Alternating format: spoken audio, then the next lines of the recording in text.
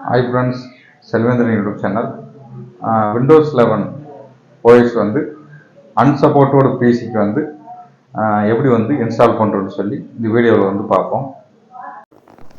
Windows 11 வந்து எப்படி install பண்ணுறோன்னு பார்ப்போம். இப்போ வந்துட்டு கண்ட்ரோல் பேனல் வந்து ஓப்பன் பண்ணிக்கங்க. கண்ட்ரோல் பேனலில் வந்து ஒரு ஆப்ஷன் வந்து ஆன் பண்ண வேண்டியது இருக்குது. இதில் ப்ரோக்ராம்ஸ் அண்ட் ஃபீச்சர்ஸ் கனெக்ட் பண்ணிட்டு இதில் Windows features on or off அதை கிளிக் பண்ணிட்டீங்கன்னா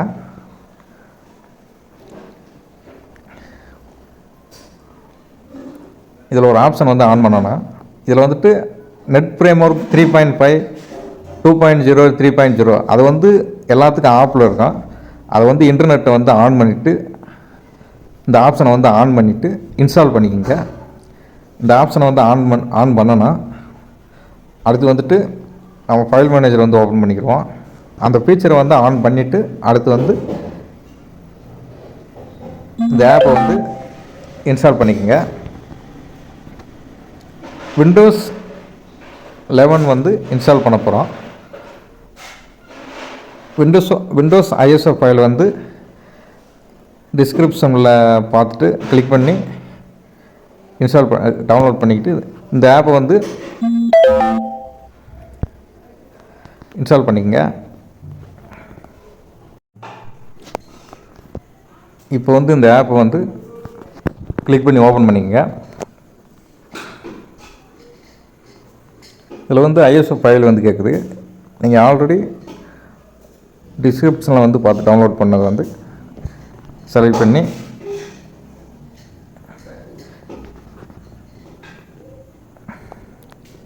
கிளிக் பண்ணி செலக்ட் பண்ணிக்கங்க. இதில் நெக்ஸ்ட்டு வந்து கொடுங்க. இதில் வந்து உங்கள் பென்ட்ரைவர் வந்து லேப்டாப்பில் வந்து கனெக்ட் பண்ணிக்கோங்க. இப்போ உங்கள் பென்ட்ரைவர் வந்து ஷோ ஆகும். மினிமம் ஒரு 8 ஜிபிக்கு மேலே இருக்கிற பென்ட்ரைவ் வந்து இப்போ ப்ரொவைட் பண்ணிங்க. இதில் பிகின் காப்பின்றது கொடுத்துட்டிங்கன்னா ஒரு வட்டம் ஃபார்மேட் கேட்கும். ஃபார்மேட் போட்டு உங்கள் பென்ட்ரைவில் இருக்கலாம் பேக்கப் எடுத்து வச்சுக்கோங்க. இந்த ப்ராசஸ் வந்து ஒரு 15 நிமிஷத்துக்கு வந்து இருக்கு. நான் வீடியோ வந்து பாஸ்ட் பண்ணியிருக்கேன். உங்களுக்கு வந்து விண்டோஸ் 11 அந்த ஐஎஸ்ஓ ஃபைல் வந்து பென்ட்ரைவில் வந்து பூட் ஆயிடும். இந்த டூல் மூலிமா நான் வீடியோ வந்து பாஸ்ட் பண்ணியிருக்கேன். உங்களுக்கு இந்த ப்ராசஸ் ஒரு 5 மினிட்ஸ்க்கு மேலே தான் ஆகும்.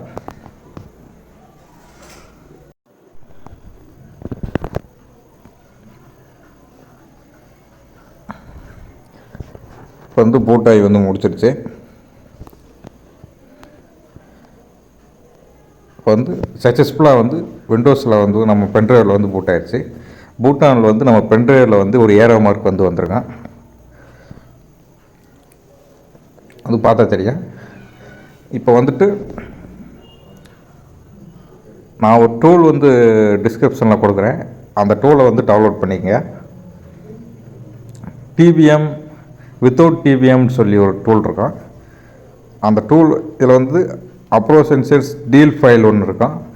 இதை வந்து அப்படியே வந்து காப்பி பேஸ்ட் வந்து பண்ணணும். நம்ம பூட் பண்ண பென்ட்ரைவில் சோர்ஸ் ஃபைலில் இதை வந்து பேஸ்ட் பண்ணணும். இதில் ரிப்ளேஸ்ன்னு சொல்லி கொடுத்துட்டிங்கன்னா அவ்வளோதான். வந்து உங்கள் பென்ட்ரைவர் வந்து சக்ஸஸ்ஃபுல்லாக வந்து ரெடி ஆயிடுச்சுன்னு அர்த்தம். இது வந்துட்டு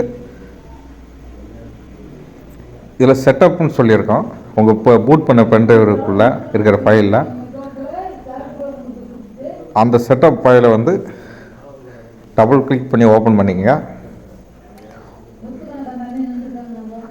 இந்த ப்ராசஸில் மட்டும்தான் நம்ம வந்து இன்ஸ்டால் பண்ண முடியும். நீங்கள் வந்து பென்ட்ரைவரை பூட் பண்ணிவிட்டு லேப்டாப் ஆஃப் பண்ணிவிட்டு பூட் பண்ண முடியாது. இந்த அப்ளிகேஷன் மெத்தட் மூலிமா தான் நம்ம வந்து பூட் பண்ண முடியும். ஜஸ்ட்டு கிளிக் பண்ணிங்கன்னா கொஞ்சம் நேரத்துக்கு வந்து ப்ராசஸிங் வந்து ஓடிக்கே இருக்கேன். இதில் அந்த டேர்ம்ஸ் அண்ட் சர்வீஸை அதை கிளிக் பண்ணிவிட்டு ஓப்பன் பண்ணிவிட்டு இதில் அப்டேட்ஸ்ன்னு சொல்லி வீடியோ வந்து பாஸ்ட் பண்ணியிருக்கேன். ப்ராசஸ் முடிய ஒரு ½ ஹவர் ஆகலாம். இதில் வீடியோவில் சொன்ன ப்ரொசீஜர் வந்து கரெக்டாக வந்து போட்டிங்கன்னா விண்டோஸ் 11 வந்து சக்ஸஸ்ஃபுல்லாக வந்து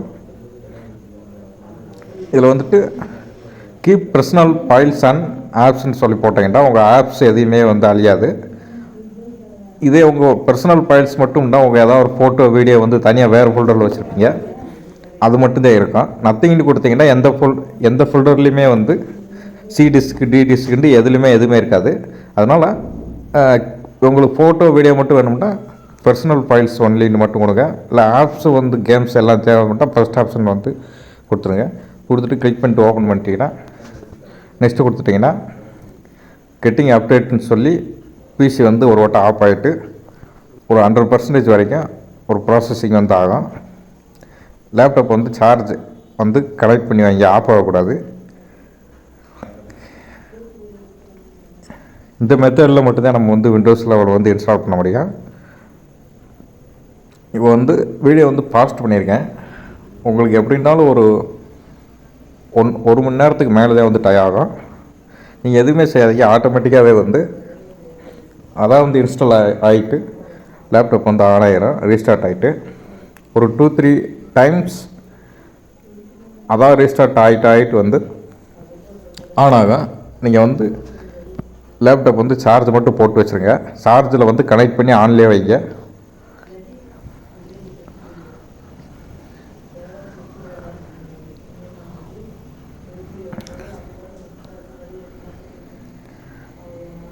ப்ராசஸ் உங்களுக்கு எப்படின்னாலும் வந்து முதல்ல இருந்து ஒரு மணி நேரம் 1 ஹவர் வந்து ஆகும்.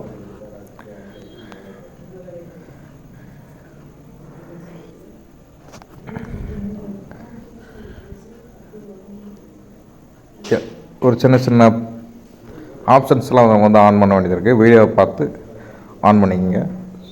சும்மா பேசிக் டீட்டெயில்ஸ் தான் வந்து ஆட் பண்ணுற மாதிரி இருக்கான். ஆப்ஷன்லாம் பார்த்துட்டு ஆன் பண்ணிட்டீங்கன்னா உங்களுக்கு ப்ரெஸ்ஸான விண்டோஸ் 11 வந்து ஓப்பன் ஆயிரும்.